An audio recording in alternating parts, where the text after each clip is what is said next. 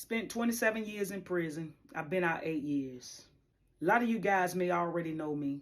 Some of you guys, maybe this is your first time even hearing me.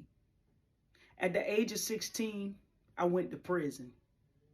I committed some crimes, auto theft, burglary. I did a long time in prison. During that time in prison, I messed around with women. I messed around with the female officers. I did things that the average inmate or criminal-minded person would do. I lived this lifestyle for a very, very long time. One day, God came into my life. He changed me and he saved me. And I want you to understand where I come from. Not a day of my life when I was out on the street as a teenager that I did not spend either stealing a car or breaking in somebody's house. The enemy had his hands on me real tight. He had a grip on me. It was like the grip that the enemy had on me, I didn't even think that I could ever shake it. But somehow God stepped in and he turned my life around.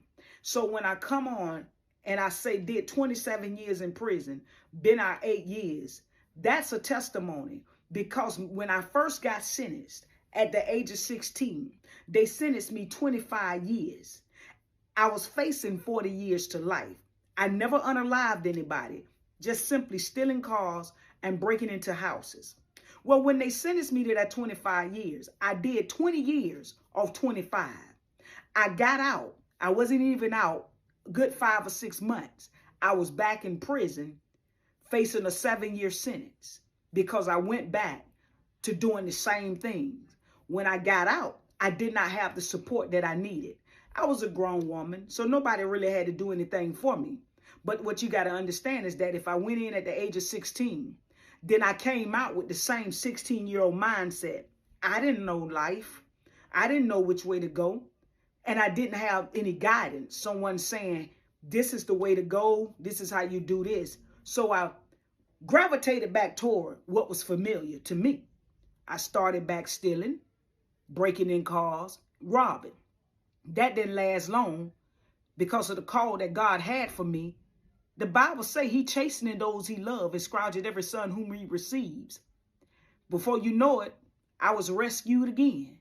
Now some may say, why is she saying rescue? She was arrested. But to me, I was rescued. God rescued me. I don't look at it as me being arrested. So God rescued me again, and I was taken back to prison. And this time I was sentenced 7 years in the prison system. Well, I went in this time with a made up mind.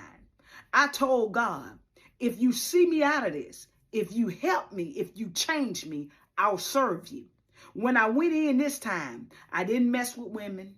I didn't do all the crazy stuff I did the first time on the 25-year sentence. I didn't mess with the officers. I went to church. I did what I was supposed to do.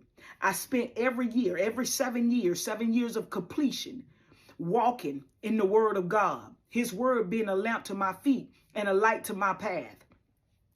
After the 7 years, I got a break. Well, just about when it was time for me to go home, my best friend, Jennifer, Jen Gomez, the other TikTok influencer that you guys may know as well.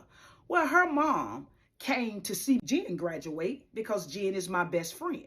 And while she was seeing her daughter graduate and they're, giving accolades for her, she laid eyes on me. And God happened to put a soft spot in her heart for me. She began to inquire about me. Jen introduced me to her mom. Her mom then asked me, hey, where are you going when you leave? I had no idea where I was going. I had no idea what I was going to do. But we all have a pride. So I wanted to act like I kind of had things together. So I shot a few words out there that sound a little good, but maybe it didn't make sense to her. So she said, okay, if you want to start your life over, I'll help you if you're willing to relocate. So I relocated. I didn't go back to where I'm originally from. Since then, I've prospered in every way. God has opened up many doors. Sometimes when you a felon, you think that that's it. The doors can't open for you. But I want y'all to know, because I want to give God his props. Even with a record, No job has been out of my reach. There's not one job I cannot work. I'm right now head of security. I don't carry a weapon, but I'm still head of security. I want you to know, every job that I work, I've managed.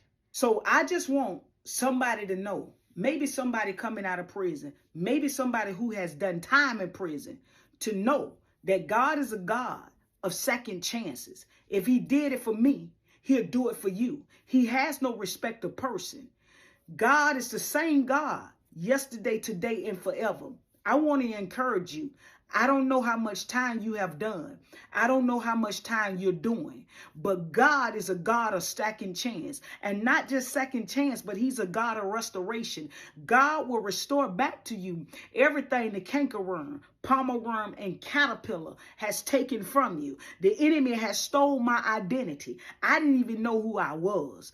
I was a little girl pretending to be a little boy. I was a little girl thinking that I was a man, or I thought like a man. I carried myself as a little boy. I wore boy clothes. I did all this stuff. But when God came into my life, he saw value in me. He saw value in me that the world didn't see. He saw value in me that the judge did not see. And he stepped in and he changed my life. So when I come on here and I share with you my experiences, it's just to lay down a foundation of where I came from. Because in order for you to understand where God has me now, you got to understand where he bought me from. I came from the murk and miry clay. God took my feet out of the murk and miry clay and placed it on a rock to stand. I have not gone back. I've been walking this walk and I've been leaning on Jesus. I still just came to simply encourage somebody that I don't care what it is that you going through. You keep trusting God. God has not forgotten you. He knows your name. You be blessed now. You hear? And I'll be sharing more of my story on YouTube and in my podcast coming up. 2 peas in a pod. Y'all stay tuned, because I'm going to get a little bit deeper in my childhood. We're going to go there. We're going to find out exactly what things went wrong. And as God lead me and guide me, I pray that I'll be able to help somebody else to identify their trauma, because change does not come until you can identify the trauma. When you can identify the trauma, that's when you can begin to heal. I love you.